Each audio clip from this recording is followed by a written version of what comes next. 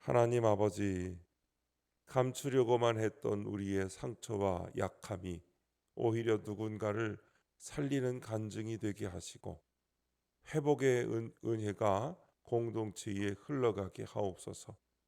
오늘 우리가 드리는 작은 섬김과 나눔이 주님 앞에 큰 증거로 남게 하시고 우리의 생애가 마칠 때 사람들 입술에서 주님을 찬양하는 고백이 흘러나오게 하옵소서. 우리의 힘과 지혜가 아닌 주님의 능력만을 의지하게 하시고 우리의 삶의 위기와 어려움마저 복음의 통로가 되게 하옵소서. 우리의 회복과 변화가 곧 주님을 믿는 이들의 열매로 이어지게 하옵소서. 오늘도 말씀하옵소서. 듣겠습니다. 예수님의 이름으로 기도합니다. 아멘. 성경 말씀 사도행전 9장 32절부터 43절까지 말씀입니다. 그때에 베드로가 사방으로 두루 다니다가 루따이에 사는 성도들에게도 내려갔더니 거기서 애니아라 하는 사람을 만나매 그는 중풍병으로 침상 위에 누운 지 8해라. 베드로가 이르되 애니아야, 예수 그리스도께서 너를 낫게 하시니 일어나 네 자리를 정돈하라 한데 곧 일어나니 루따와 사론에 사는 사람들이 다 그를 보고 주께로 돌아오니라. 요바에 다비다라 하는 여제자가 있으니 그 이름을 번역하면 도르가라. 선행과 구제하는 일이 심히 많더니 그때에 병들어 죽음에 시체를 씻어 다락에 누이니라.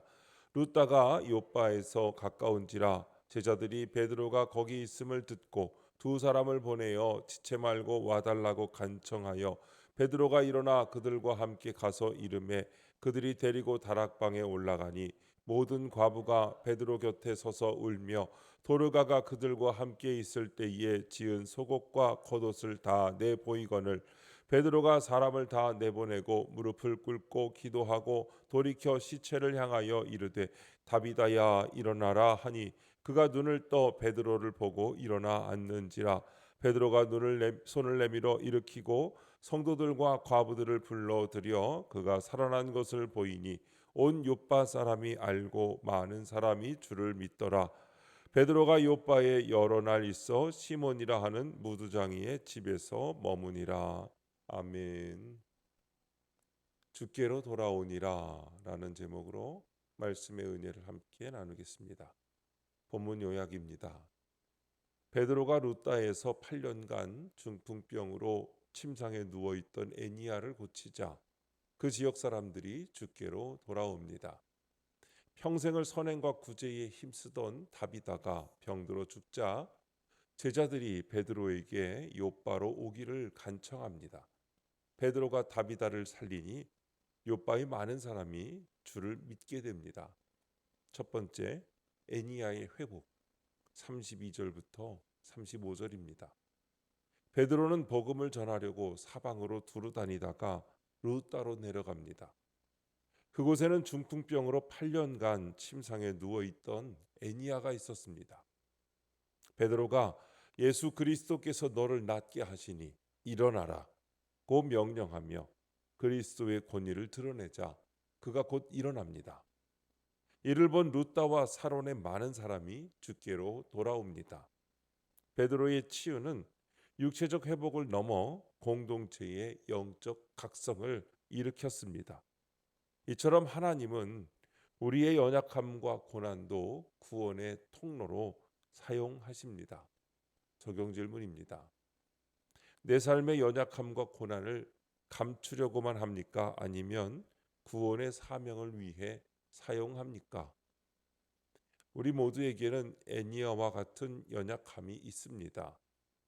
몸의 질병일 수도 있고 마음의 상처일 수도 있으며 실패와 좌절의 기억일 수도 있습니다. 우리는 그것을 다른 사람에게 드러내기보다는 숨기고 싶어 합니다. 약점은 부끄럽고 무능은 감추고 싶은 것이 자연스러운 마음입니다. 그러나 하나님은 바로 그 약점을 통해 영광을 드러내십니다. 애니야가 자신의 병을 숨겼다면 또 베드로를 만나지 못했다면 루다와 사론의 많은 사람은 예수께로 돌아오는 기회를 잃었을지도 모릅니다. 나의 연약함이 하나님의 도구가 될 수 있다는 믿음은 우리 삶을 새롭게 바라보게 합니다. 때로는 고난의 시간을 지나며 왜 나만 이런 일을 겪어야 합니까? 라고 묻지만 그 고난이 하나님께서 다른 이들을 살리시려는 구원의 자리인 것을 깨달아야 합니다. 내가 겪는 아픔이 위로가 되고 내가 겪은 실패가 누군가를 일으켜 세우는 간증이 되는 것입니다. 애니야의 회복이 온 지역을 주께로 돌아오게 한 것처럼 우리의 삶의 회복 또한 누군가를 살리는 통로가 될 것입니다. 두 번째, 도르가의 죽음. 36절부터 39절입니다. 욥바에는 선행과 구제의 삶으로 칭찬을 받는 여제자 다비다가 있었습니다. 그가 갑자기 병들어 죽자 그 지역의 제자들이 베드로에게 속히 와달라고 간청합니다. 베드로가 오자 과부들은 다비다가 생전에 만들어준 속옷과 겉옷을 보이며 슬퍼합니다.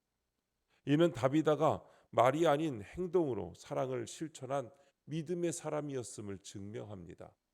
이처럼 나의 죽음은 내가 어떤 삶의 흔적을 남겼는지 분명히 드러냅니다. 적용 질문입니다. 지금 내가 주님 앞에 서게 된다면 사람들이 나를 기억하며 어떤 증거들을 내놓을 것 같습니까? 도르가가 남긴 옷들처럼 우리도 구체적인 사랑의 흔적들을 남겨야 합니다. 그것은 어려운 이웃에게 건넨 따뜻한 말 한마디일 수도 있고 외로운 사람에게 보낸 관심의 눈길과 손길일 수도 있습니다. 병든 이를 위한 기도일 수도 있고 절망에 빠진 이에게 전한 소망의 메시지일 수도 있습니다. 가난한 이들을 위한 물질적인 도움일 수도 있고 상처받은 마음을 어루만지는 위로의 손길일 수도 있습니다. 중요한 것은 이 모든 것들이 말이 아닌 행동으로, 이론이 아닌 실천으로 나타나야 한다는 것입니다. 언젠가 우리도 이 땅에서의 여정을 마치고 주님 앞에 서게 될 것입니다.